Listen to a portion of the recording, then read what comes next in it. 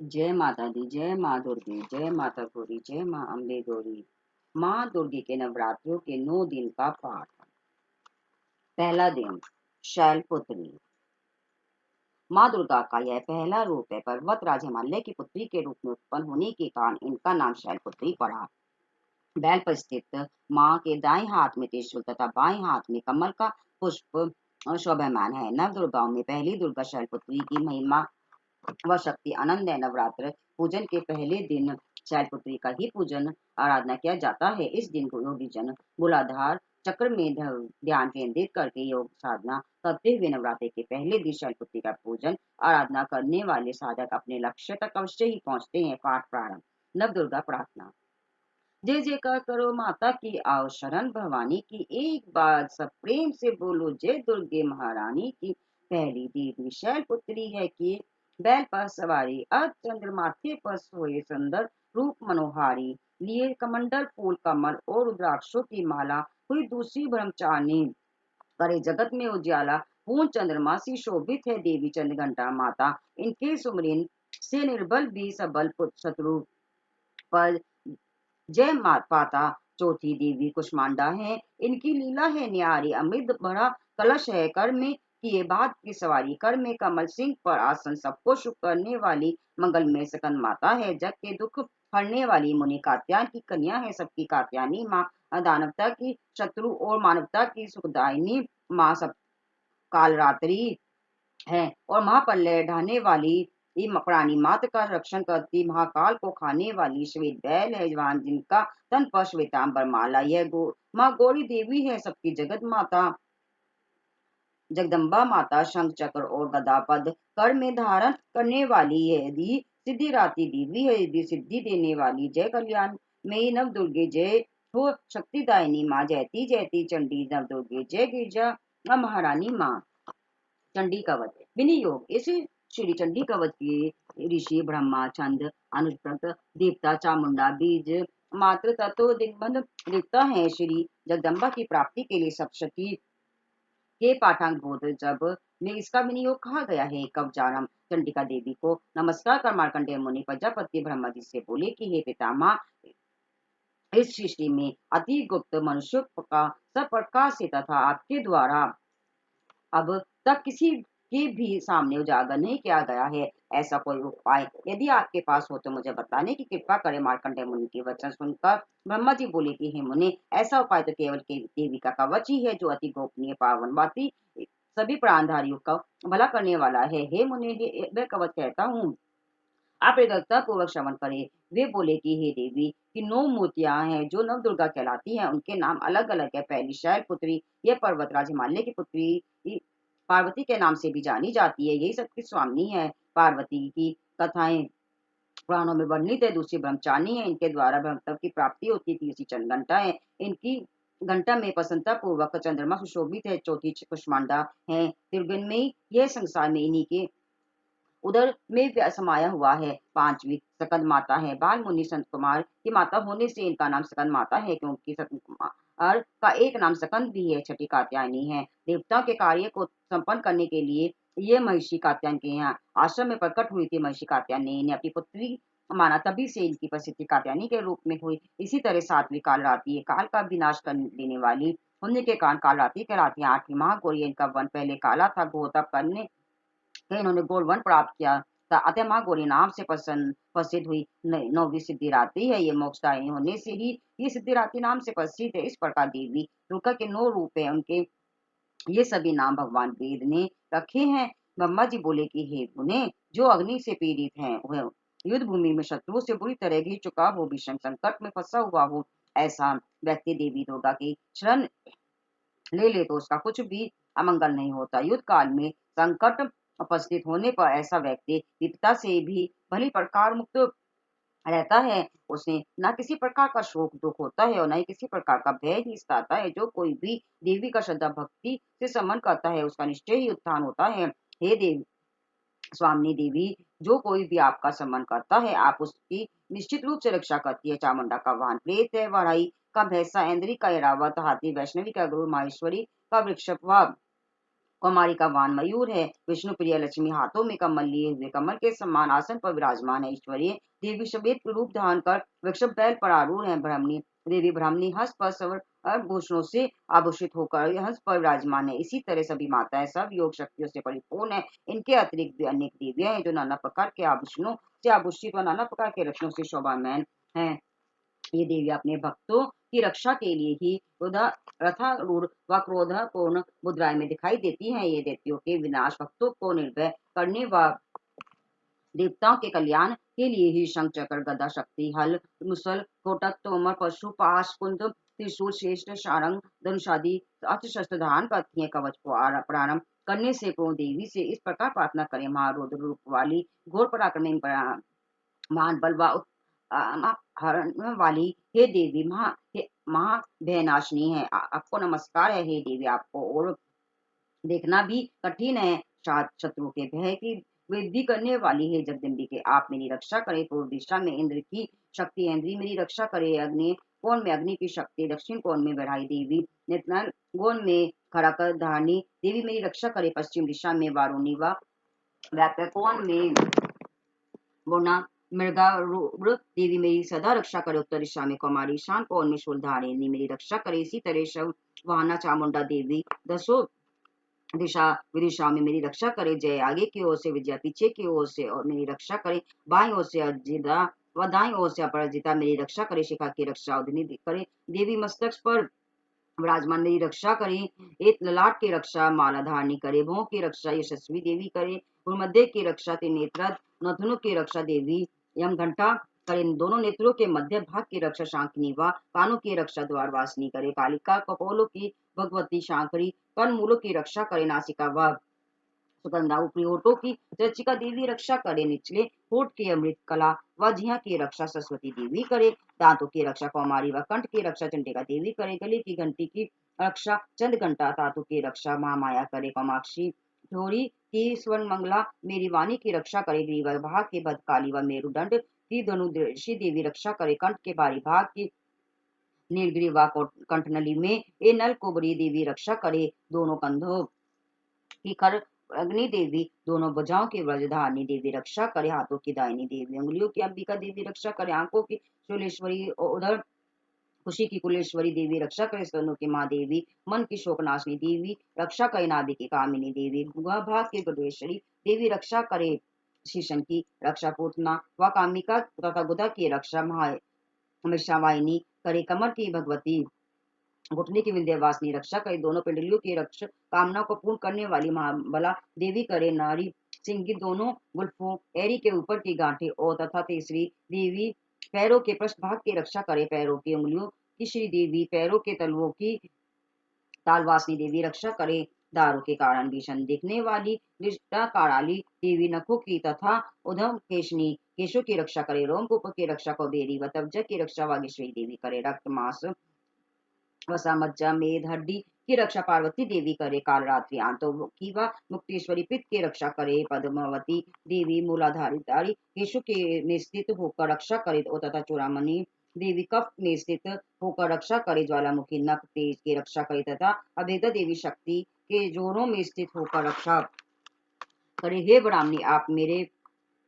वीर्य की रक्षा करें। छत्रेश्वरी देवी की धर्म छाया की ए धर्म धारिणी देवी मन की बुद्धि अहंकार की रक्षा करे। व्रजहस्ता देवी मेरे प्राण अपान ज्ञान उदान समान वायु की रक्षा करे। भगवती कल्याण शोभना मेरे प्राण की रक्षा करे। रूप रस गंध शब्द शब्द स्पर्श आदि विषयों की अनुभूति काल में योगिनी देवी तत्व तथा सत्वरज तम गुणों की रक्षा सदैव नारायणी देवी करे। आयु की रक्षा वराई देवी धर्म की रक्षा वैष्णवी देवी तथा यश कीर्ति लक्ष्मी धन विद्या की रक्षा चकनी देवी करे। हे इंद्राणी आप मेरे गोद की रक्षा करे। हे चंडिके आप मेरे पशु की रक्षा करे। पुत्रों की रक्षा मां लक्ष्मी व पत्नी की रक्षा भैरवी करे।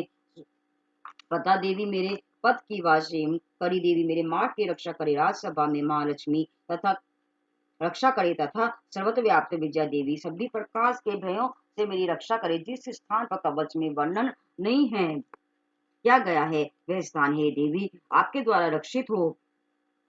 कारण के आप विजय दिलाने वाली व पापों का नाश करने वाली है। यदि मनुष्य अपने शरीर का कल्याण चाहे तो वह बिना कवच के एक कदम भी नहीं धारण करना चाहिए। जब भी यात्रा करे तो कवच का पाठ पहले करें। कवच द्वारा रक्षित मनुष्य जहाँ जहाँ भी जाता है उन्हें वहां वहां धन का लाभ होता है, कामनाओं की सिद्धि होती है, विजय मिलती है। ऐसे लोग जिस भी किसी वस्तु का विचार करते हैं वह वस्तु उन्हें निश्चित ही प्राप्त होती है। वे इस धरती पर अतुलनीय ऐश्वर्य को भोगते हैं। कवच द्वारा रक्षित मनुष्य को जो किसी भी प्रकार का भय नहीं रहता, युद्ध में कभी पराजय नहीं होती, तीनों लोकों में वे पूजनीय होते हैं। देवी का यह कवच देव दुर्लभ है। जो कोई नित्य ये नियम पूर्वक तीनों संध्या काल में इसका पाठ करते हैं उन्हें देवी की कृपा प्राप्त होती है। तीनों लोकों में कभी परास्त नहीं होते। जल अग्नि बिजली सब आदि के कारण समय में ही मृत्यु नहीं होती तथा वे दीर्घायु भोगते हैं। मकड़ी मकड़ी से उत्पन्न होने वाले कब्जा रोग चेचक और आदि व्याधियों का निवारण होता है तथा ज्वर कनेर भांग अफीम धतूरे का विष, जंगल बिच्छू आदि के काटने से चढ़ा विष, कृत्रिम सर्प के झाग व तेल से बना विष आदि का कोई प्रभाव उन पर नहीं होता। सृष्टि में होने वाले मरण मोहन आदि जैसे अभिचार प्रयोग व ऐसे ही मंत्र यंत्र इस कवच को धारण करने वाले के दर्शन मात्र से ही नष्ट हो जाते हैं। इतना ही नहीं, धरती पर विचरण करने वाले ग्राम देवता नवचारी देव विशेष जलोत्पन्न गण केवल उपदेश से सिद्ध होने वाले नीच श्रेणी के देवता जन्म में के साथ ही उत्पन्न होने वाले देवता कुल देवता कटन आदि ये डाकनी शाकनी अंतरिक्ष में विचरण करने वाली बलशाली भयाव्य डाकनिया ग्रह भूत पिशाच यक्ष राक्षस गंधर्व राक्षस बेताल कुष्मांडा भैरववादी अनिष्टकारी देवता भी हृदय में कवच धारण करने वाले व्यक्तियों को देखते ही भाग छुटते हैं। कवचधारियों को राजा से सम्मान की प्राप्ति में वृद्धि होती है। यह कवच मनुष्य की केवल तेज को बढ़ाने वाला व श्रेष्ठ है। कवच पाठ करने वाले मनुष्य निज कीर्ति में आभूषित धरती पर अपनी कीर्ति के साथ साथ वृद्धि पाते हैं। जो मनुष्य कवच के पाठ के बाद सप्तशती चंडी का पाठ करते हैं उनकी पौत्र पुत्र आदि संतानों की परंपरा वन पर्वत काननों सहित धरती के स्थिर रहने तक बराबर बनी रहती है। फिर देह वासन होने पर ऐसे मनुष्य भगवती देवी की कृपा से उस परम पद को प्राप्त करते हैं जो देव दुर्लभ है। वे दिव्य देह धारण कर भगवान शिव से के संग आनंद भोगते हैं। चंडी का वध संपूर्ण। अगला स्त्रोत्र विनायक विनियोग। इस श्री अगला स्त्रोत्र मंत्र के ऋषि विष्णु चंद्र अनुष्टम देवता श्री महालक्ष्मी हैं। श्री जगदम्बे की कृपा से प्राप्ति के लिए सप्तशती के पाठांकुत जप में इसका विनियोग कहा गया है। अगला हम चंडिका देवी को नमस्कार करके मार्कंडे मुनि बोले कि जयंती सर्वोत्कृष्ट विजयदायिनी मंगला मोक्षदायिनी मंगलमयी काली महाप्रलय काल में चराचर जगत को ग्रसने वाली भद्रकाली भक्तों का मंगल करने वाली कपालिनी हाथ में कपाल व गले में मुंडमाला धारणी दुर्गा घटी साधनों से प्राप्त होने वाली क्षमाशील स्वभाव वाली शिवा सबका कल्याण करने वाली धात्री प्रपंच धारणी स्वाहा स्वा रूप से यज्ञ का अंश ग्रहण करने का देवता को पोषित करने वाली सवदा रूप से श्राद्ध तर्पणादि को स्वीकार कर पितरों का पोषण करने वाली आदि नामों से प्रसिद्ध है जगदम्बिके। आपको मेरा नमस्कार है। चामुंडे देवी आपकी जय हो। समस्त जीवधारियों की पीड़ा को हरने वाली है देवी आपकी जय हो। सब आपनी हे देवी आपकी जय हो। हे कालाती आपको नमस्कार है। मधु व कैटो नामक असुरों का वध करने वाली सृष्टि रचयिता ब्रह्मा जी को वध देने वाली है देवी आपको नमस्कार है। आप मुझे रूप दे जय दे यश दे और काम को दे मेरे शत्रु का नाश करे। महिषासुर वदनी भक्तजनों के लिए सुखदायिनी है देवी आपको नमस्कार है। आप मुझे रूप दे जय दे यश दे और काम क्रोध देते मेरे शत्रुओं का नाश करे। रक्त बीच वचन मूड असुरों का नाश करने वाली है देवी आप मुझे रूप दे जय दे यश दे और काम क्रोध देते मेरे शत्रुओं का नाश करे। सर्व परिचरणों वाली सर्व सौभाग्य दायिनी हे देवी आप मुझे रूप दे जय दे यश दे और काम को दे में शत्रुओं का नाश करें। हे देवी आपके रूप और चरित्र का चिंतन में ना आने वाले हैं। आप सर्व शत्रुनाशनी हैं। आप मुझे रूप दे जय दे यश दे और काम को देते मेरे शत्रुओं का नाश करे। पाप निवारणी है चंडी के जो जन श्रद्धा भक्ति से आपके चरणों में सदैव शीश झुकाते हैं। आप उन्हें रूप दे जय दे यश और काम को देते शत्रुओं का नाश करे। रोग नाशनी हे चंडी के जो जन श्रद्धा भक्ति से आपकी स्तुति करते हैं उन्हें आप ये जय दें यश दें और काम को यदि शत्रुओं का नाश करें। हे चंडी के देवी इस सृष्टि में जो जन श्रद्धा भक्ति से आपका पूजन करते हैं आप उन्हें रूप दें जय दें यश दे और काम क्रोध आदि उनके शत्रुओं का नाश करे। हे देवी मुझे सौभाग्य व आरोग्य दे परम सुख दे रूप दे जय दे यश दे और काम क्रोध आदि शत्रुओं का नाश करें। जो मुझसे ईर्ष्या देश रखते हैं उनका नाश व मेरे वंश की वृद्धि करें। मुझे रूप दें, जय दें, यश दें और काम को रहते मेरे शत्रुओं का नाश करें। हे देवी आप मेरा उद्धार करें, आप मुझे श्रेष्ठ सफलता प्रदान करें, आप मुझे रूप दे, जय दे, यश दे और काम को रहते मेरे शत्रुओं का नाश करें। हे देवी अम्बिके आप देवताओं व असुरों द्वारा वंदित हैं, अर्थात वे अपने शीर्ष मुकुट की मणियों को आपकी चरणों से स्पर्श कराते रहते हैं। आप मुझे रूप दे, जय दे, यश दे और काम को रहते मेरे शत्रुओं का नाश करें। आप अपने भक्तों को विदान यशस्वी व लक्ष्मी से संपन्न बनाए और उन्हें रूप दे, जय दे, यश दे और उनके काम को यदि शत्रुओं का नाश करे। महासुरों के गर्भ का हरण करने वाली है चंडी के आप मुझे शरणागत को रूप दे, जय दे, यश दे और काम को यदि मेरे शत्रुओं का नाश करें। ब्रह्मा द्वारा प्रशंसनीय चतुर्भुजी परमेश्वरी आप मुझे रूप दे, जय दे, यश दे और मेरे काम को यदि शत्रुओं का नाश करे। हे अंबिके देवी भगवान विष्णु नित्य व्यस्त भक्ति भाव से आपकी स्तुति करते रहते हैं। आप रूप दे, जय दे, यश दे और काम को यदि मेरे शत्रुओं का नाश करे। हिमाचल पुत्री पार्वती के स्वामी पति शिव द्वारा प्रशंसनीय परमेश्वरी आप रूप दे, जय दे, यश दे और काम को यदि शत्रुओं का नाश करे। शची के पति इंद्र द्वारा सद्भाव पूर्वक पूजी जाने वाली है देवी आप रूप दे, जय दे, यश दे और काम को यदि शत्रुओं का नाश करे। पुष्ट बुलंदों वाले असुरों का गर्भ हरण करने वाली है देवी आप रूप दे, जय दे, यश दे और काम को यदि शत्रुओं का नाश करें। हे अंबिके देवी आप अपने भक्तों को सदैव अनंत आनंद सुख प्रदान करती रहती है। मुझे रूप दे, जय दे, यश दे और काम को यदि मेरे शत्रुओं का नाश करें। हे देवी आप मुझे मेरे मन के अनुकूल आचरण करने वाली मनोहारिणी सुंदर पत्नी दे जो इस दुर्गम भव सागर से तारने वाली व श्रेष्ठ कुल में जन्मी हो। जो मनुष्य इस अग्रज स्त्रोत का पाठ करके सप्तशती रूपी महास्त्रोत का पाठ करते हैं वे सप्तशती की जप संख्या से प्राप्त होने वाले श्रेष्ठ फल को पाते हैं, साथ ही वे विपुल संपदा भी पा लेते हैं। यह था दुर्गा सप्तशती का अगला स्त्रोत।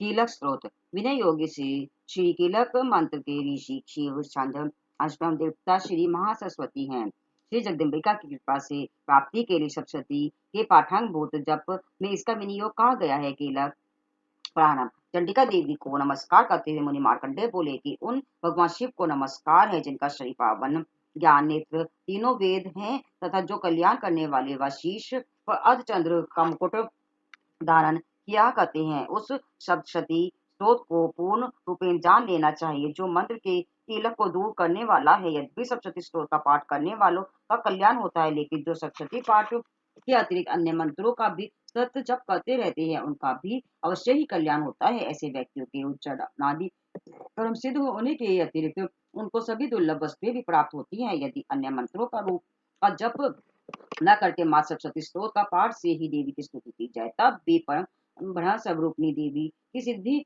होती है।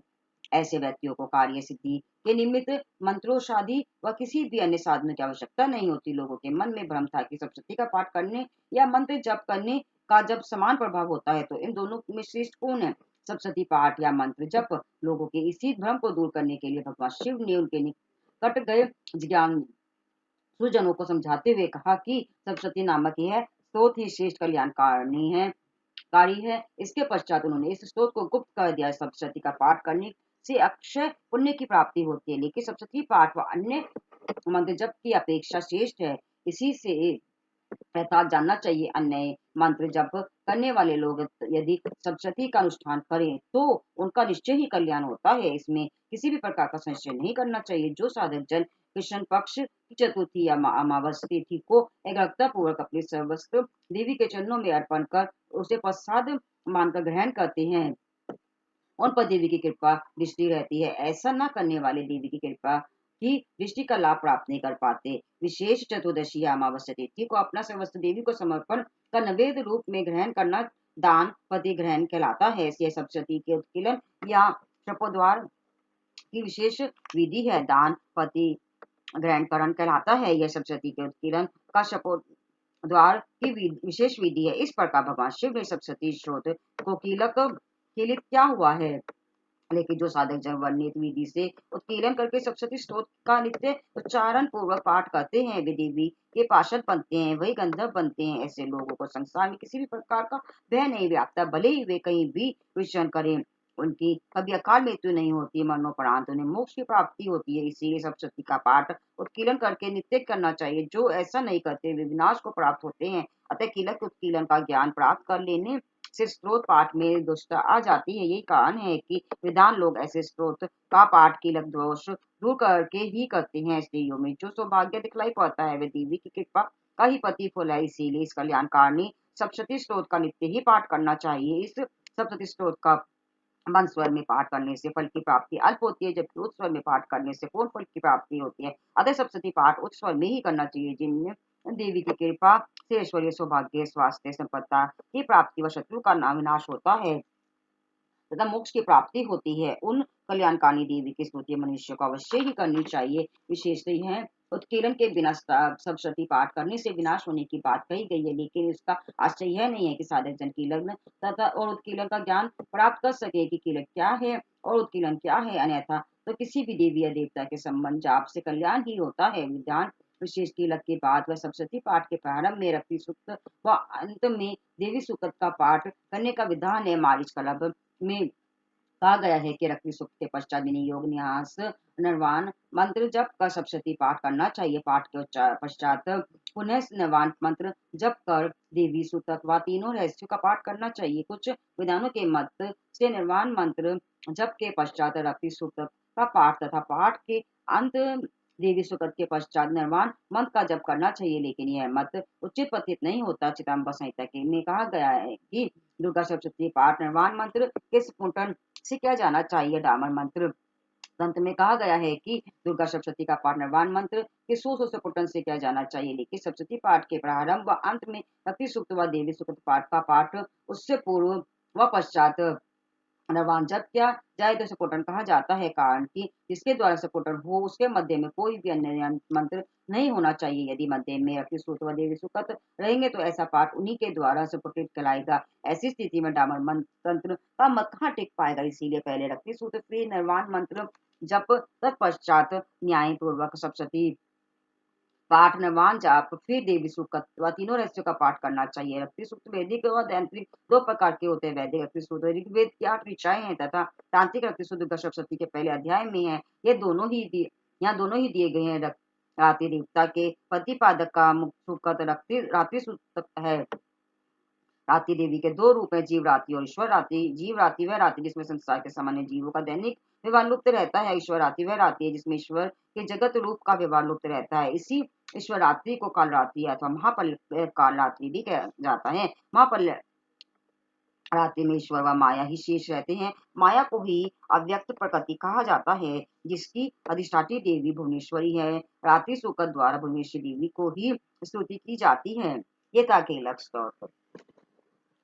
रात्रि सूक्त वदोक्त विदोक्त विनियोग रात्रि आदि 8 ऋचाओं वाले इस सूक्त के ऋषि कुशिक सोमभर रात्रि या भारद्वाज हैं। देवता रात्रि छंद गायत्री है। देवी महात्य पाठ में इसका मनोयोग कहा गया है। सुक्ताराम महत्व रूपिणी परिव्याप्त इंद्रियों द्वारा सर्व देशों सर्व पदार्थों की प्रकाशित रात्रि रूपिणी देवी स्वयं द्वारा रचित जगत जीवों के शुभ आरंभ कर्मों को विशेष कर रूप से देखकर उन कर्मों के अनुसार प्रतिफल प्रदान करने के लिए नाना रूपों में धरती पर अवतरित होती है। यह रात्रि रूप देवी अमर है तथा सारे संसार में नीचे की ओर झुकने वाली लताओं, ऊपर की ओर वृद्धि करने वाले वृक्षों को परिव्याप्त करके स्थित है। यह देवी ज्ञान ज्योति द्वारा जीवों के अज्ञान रूप अंधेरे को दूर कर देती है। परीक्षा शक्ति रूपिणी रात्रि देवी आने पर अपनी बहन ब्रह्मचारिणी रूपिणी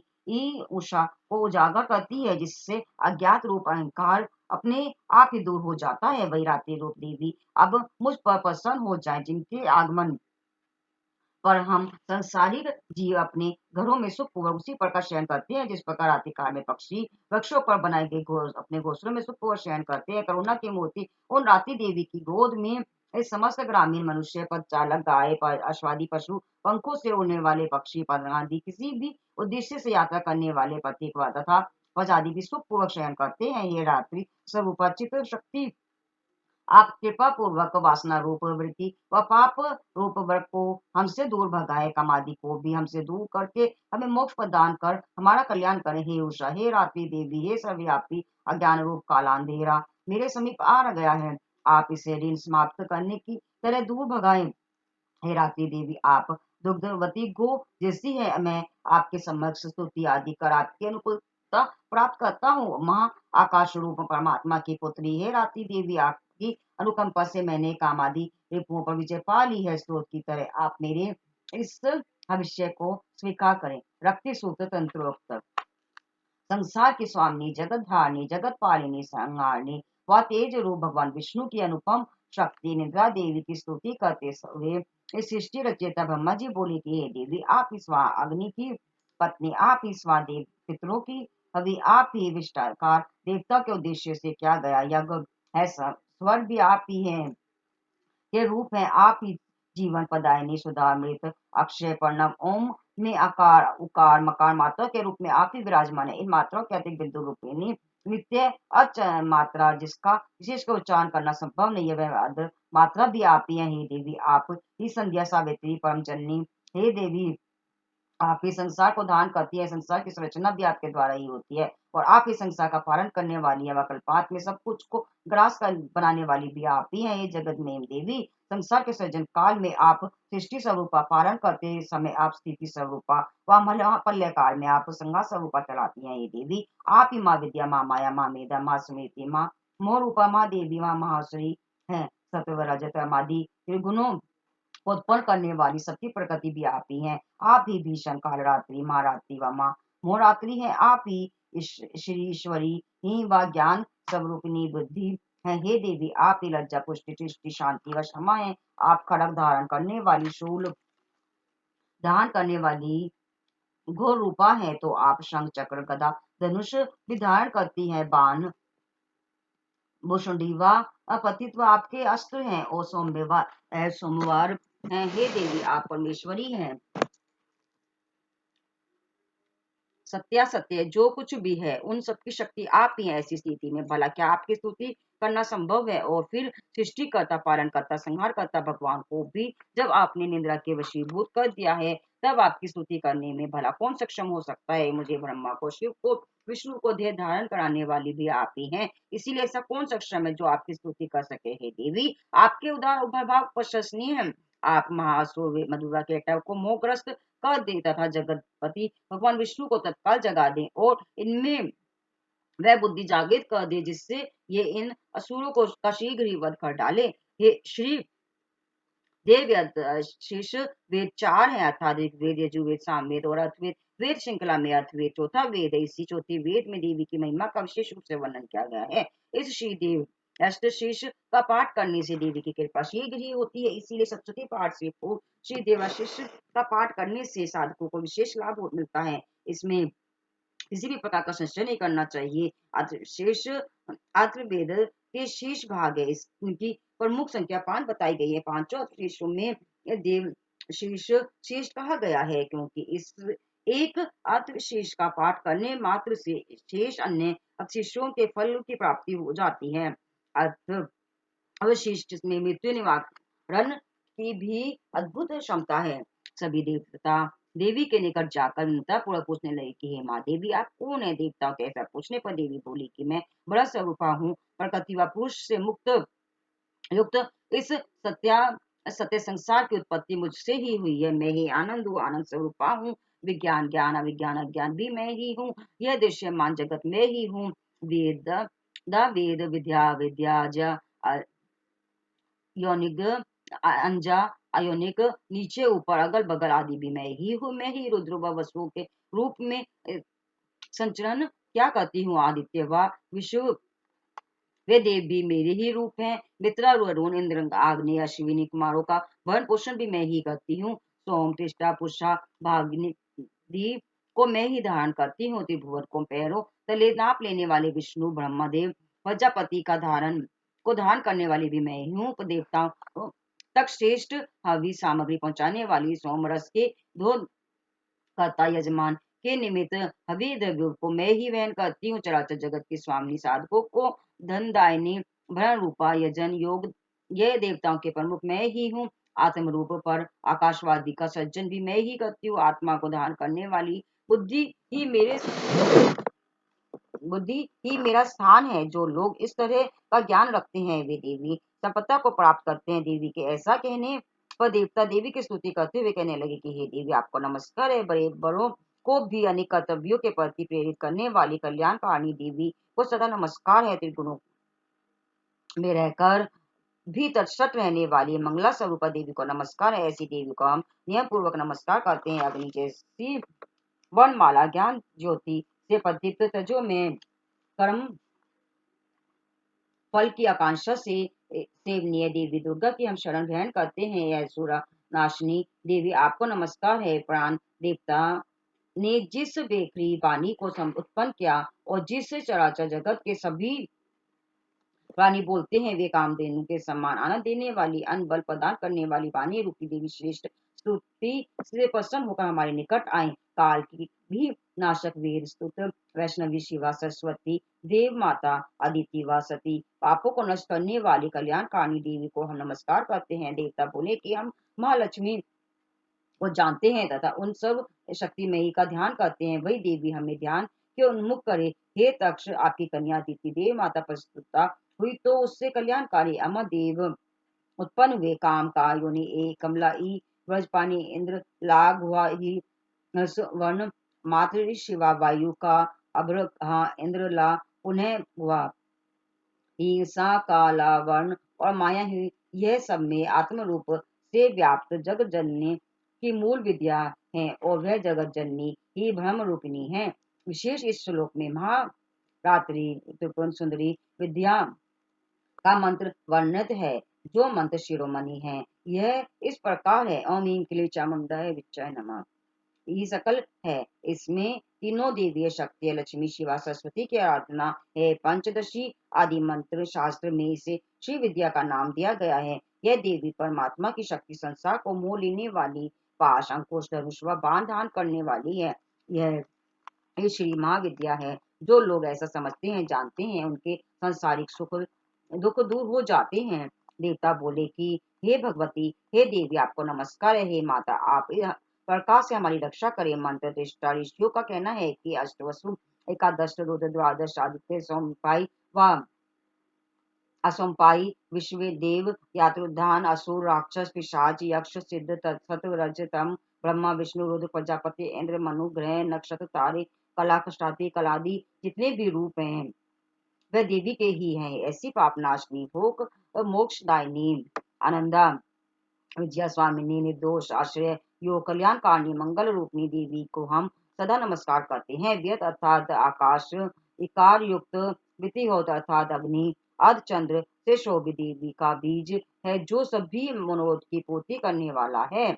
इसी एकाक्षर ब्रह्मा का ही वे योगी जन ध्यान क्या करते हैं, जिनका चित्त निर्मल आनंद से परिपूर्ण है तथा जो ज्ञान के सागर हैं। विशेष को देवी का प्रणव कहा गया है। इसका वही महत्व है जो प्रणव या ओम का है। जैसे प्रणव व्यापकता के अर्थ से परिपूर्ण है, वैसे ही देवी प्रगण ही भी व्यापकता का सूचक है। वाणी माया ब्रह्म अर्थात काम, फिर छठा व्यंजन चा, फिर व्यक्त अर्थात आकार युक्त चा, सूर्य माँ, अवाम स्रोत अर्थात दक्षिण कर्ण, बिंदु अर्थात अनुस्वार युक्त मुंह, टा वर्ग का तीसरा व्यंजन डा, फिर नारायण अर्थात आ युक्त डा, वायु चा, फिर अर्थात उधर अर्थात ए युक्त ये तथा विच्छेद तथा इस प्रकार बना यह निर्वाण मंत्र साधकों को आनंद व ब्रह्मानंद मोक्ष प्रदान करने वाला है। विशेष निर्वाण मंत्र ए ह्रीं क्लीं चामुंडा विच्छय का अर्थ है कि वे चिद स्वरूपा महासरस्वती, हे सदरूपा महालक्ष्मी, हे आनंद रूपा माँ काली, विद्या की प्राप्ति के लिए हम सब आपका ध्यान करते हैं। हे माँ काली, माँ लक्ष्मी, माँ सरस्वती स्वरूपा चंडी के आपको नमस्कार है।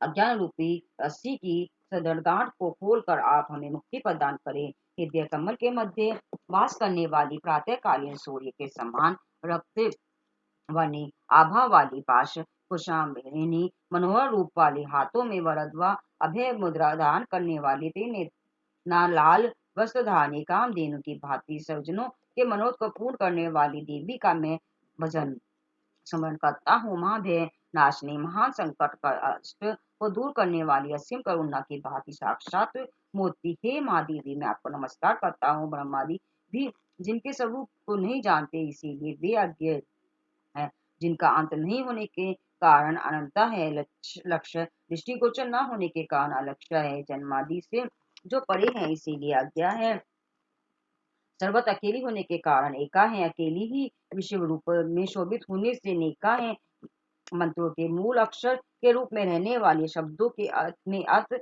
में रहने वाले, ज्ञान में चिन्मयता, शून्यों में शून्य साक्षिणी और जिनसे अन्य कुछ विशेष नहीं है, वे देवी दुर्गा नाम से विख्यात है। उन दुर्विद्य चारनाशनी व भक्त तारिणी देवी दुर्गा को मैं सांसारिक भय से भयभीत हुआ नमस्कार करता हूँ। इस अर्थ शीर्ष का पाठ करने से अन्य अर्थ शीर्षों का पाठ का भी फल मिल जाता है। जो लोग इस अर्थ शीर्ष को न समझकर प्रतिष्ठापना करते हैं, उन्हें सैकड़ों सैकड़ों जप करने पर भी सिद्धि प्राप्त नहीं होती। इसका फर्स्ट चरण 108 जप से होता है। जो लोग इसका 10 बार जप या पाठ करते हैं, वे तत्क्षण ही पाप मुक्त हो जाते हैं तथा देवी की कृपा से माँ कष्टों से निवृत्त हो जाते हैं। इस अत शीर्ष का संध्या काल में जप करने से दिन में किए गए पापों का नाश होता है तथा प्रातः काल करने से रात्रि में किए गए पापों का नाश होता है। मध्य रात्रि थोड़ी संध्या में जप करने से वाणी की सिद्धि होती है। नई प्रतिमा के सम्मुख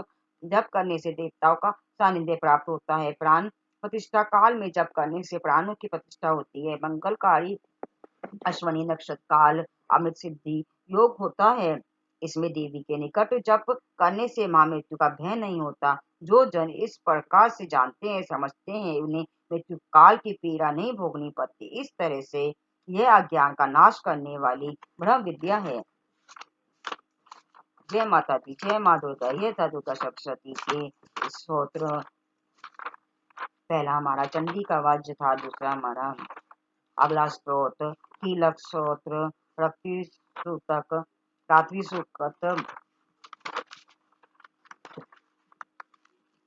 बोलो जय माता रानी, जय माँ दुर्गे, जय माँ दुर्गा सप्तशती, जय माता रानी, जय माँ अम्बे।